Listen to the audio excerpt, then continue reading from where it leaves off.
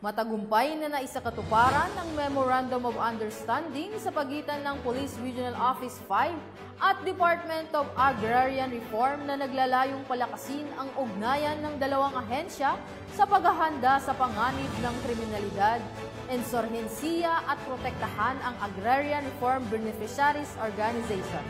Yan ang tinutukan ni Patrolwoman Sharon Hob.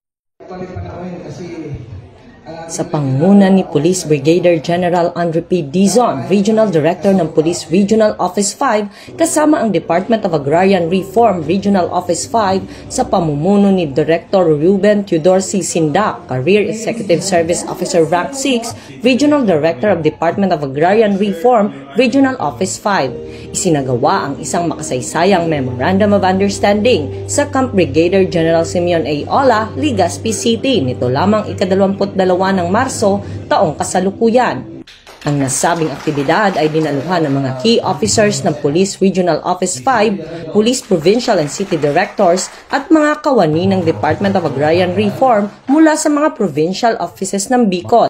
Ang kasunduang ito ay naglalayong palakasin ang ugnayan ng pulisya at mga kawani ng Department of Agrarian Reform upang mapaghandaan ang mga panganib ng kriminalidad, insurhensiya at protektahan ang mga Agrarian Reform Beneficiaries at Agrarian Reform Beneficiaries Organizations sa pamamagitan ng pagpapadali at direktang pagbili ng kanilang ani, kabilang ang mga gulay, prutas at root crops.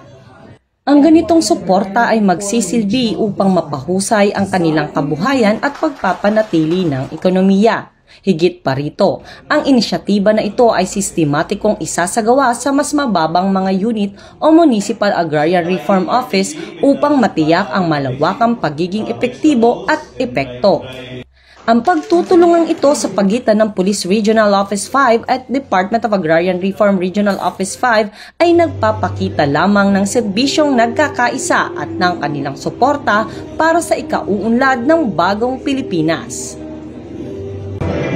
Mula dito sa Legazpi City, Albay, ako ang inyong Police News Network Correspondent, Patrolwoman Sharon Hob, alagad ng batas, tagataguyod ng balitang pulis.